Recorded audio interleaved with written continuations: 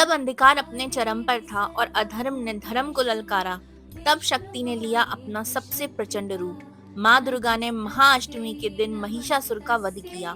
इस दिन को महाअष्टमी कहा गया, जो कि शक्ति, भक्ति और विजय का प्रतीक है। जय सिया राम दोस्तों। तो आज इस वीडियो में हम बात करने वाले हैं महाअष्टमी के बारे में, जो कि आ रही है 5 अप्रैल 2025 को, यानी कि शनिवार के दिन। नवरात्रि का जो त्योहार है ये 30 मार्च से शुरू होकर के 6 अप्रैल को रामनवमी तिथि के साथ समापन इसका होने जा रहा है।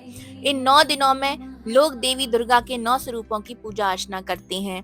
इन पावन 9 दिनों में व्रत रखने और माता रानी की आराधना करने से मनोवांछित फलों की प्राप्ति भी होती है। तो आइए सबसे पहले बात कर लेते हैं कि महाअष्टमी किस दिन आ रही है। तो हिंदू पंचांग के अनुसार इस बार चैत्र नवरात्रि में द्वितीय और तृतीय तिथि एक ही दिन रही थी, जिसके चलते जो नवरात्रि है वो 9 दिन की नहीं बल्कि 8 दिन की हो रही है।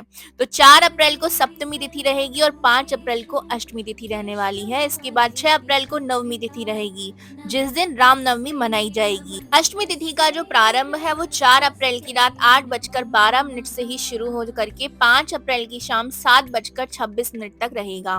तो ऐसे में उदया तिथि के अनुसार अष्टमी तिथि जो है वो 5 अप्रैल 2025 को ही मनाई जाएगी। तो जिन लोगों को अष्टमी का व्रत रखना है वह 5 अप्रैल को ही अपना व्रत रखेंगे। दोस्तों, बहुत सारे लोग होते हैं जिनके यहाँ अष्टमी पर पूजन किया जाता है और काफी लोगों के यहाँ रामनवमी पर भी पूजन किया जाता है। तो इनके मुहूर्त के बारे में भी हम जान लेते हैं। अष्टमी तिथि पर हवन करने के जो शुभ मुहूर्त रहेंगे, तो पहला मुहूर्त है ब्रह्म मुहूर्त में प्रातः 4:35 से शुरू होकर के 5:21 तक ये रहेगा। उसके बाद जो दूसरा मुहूर्त शुरू होगा वो 4:58 से शुरू होकर के 6:07 तक रहने वाला है। फिर आता है अभिजीत मुहूर्त, जो कि 11:59 से शुरू होकर के दोपहर के 12:49 तक रहने वाला है।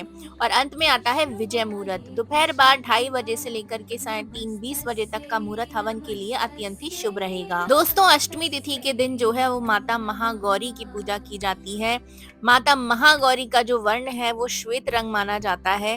तो इस दिन पर आपको जो है श्वेत कपड़े पहनकर ही जो है माता की पूजा आराधना करना चाहिए। और जो लोग भी अष्टमी तिथि के दिन अपने घर में पूजन करना चाहते हैं, तो उन लोगों को करना क्या है कि बाकी जो आप यदि आप व्रत भी कर रहे हैं 9 दिनों से, और 9 दिनों में जितना भी आपने पूजा पाठ किया है, यदि आपने सप्तशती का पाठ किया है या आप किसी मंत्र का जाप कर रहे हैं पिछले 9 दिनों से, तो आपको उसी मंत्रों के द्वारा जो है आपको हवन भी करना है। इस दिन आप माता को हलवा, पूड़ी, चने का जो है प्रसाद चढ़ा सकते हैं।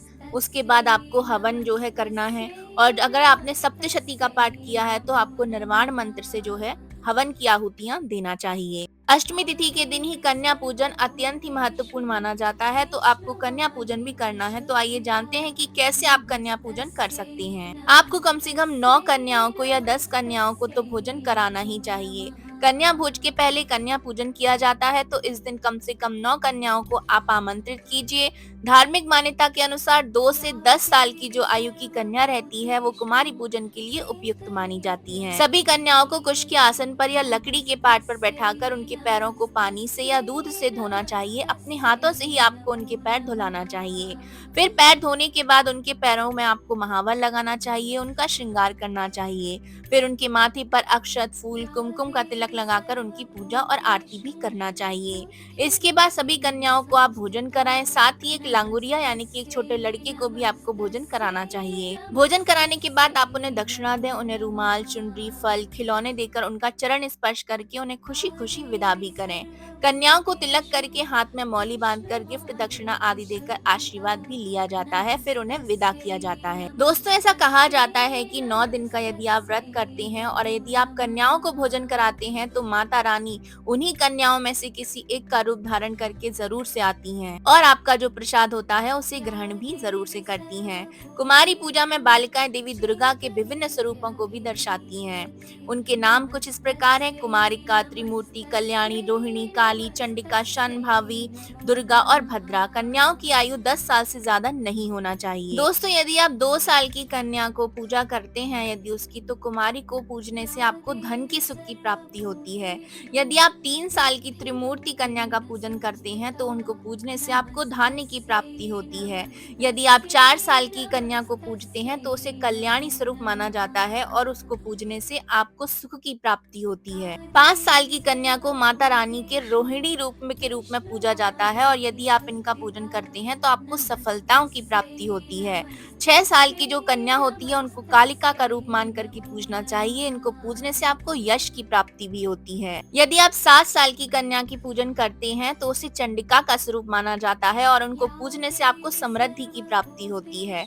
8 साल की जो बच्ची होती है यानी कि जो कन्या होती है उसे शांभवी नाम से जो है जाना जाता है, यानी कि माता का रूप माना जाता है और उनको पूजने से आपको पराक्रम की प्राप्ति भी होती है। 9 साल की जो कन्या होती है वो दुर्गा जी का रूप माना जाता है, उनको पूजने से आपको वैभव की प्राप्ति होती है। वहीं जो 10 साल की कन्या होती है उसे सुभद्रा के रूप में पूजना चाहिए, उनको पूजने से आपको सौभाग्य की भी प्राप्ति होती है। तो इस तरीके से आपको 9 कन्याओं को, जो कि 2 साल से लेकर के 10 साल की अवस्था में रहती हैं, ऐसी कन्याओं का जरूर से पूजन करना चाहिए।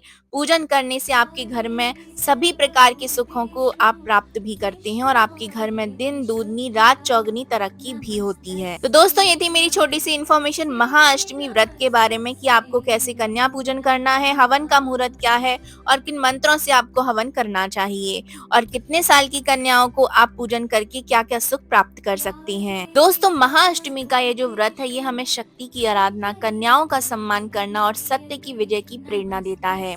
माँ दुर्गा आप सभी को सदैव अपने आशीर्वाद में रखें। जय माता दी। तो ये इन्फॉर्मेशन आप सभी को कैसे लगी है कमेंट बॉक्स में जरूर से बताइएगा। तो हम मिलेंगे नेक्स्ट वीडियो में किसी नई इन्फॉर्मेशन के साथ। अभी मैं आप सभी से लेती हूँ विदा। जय जय सिया राम।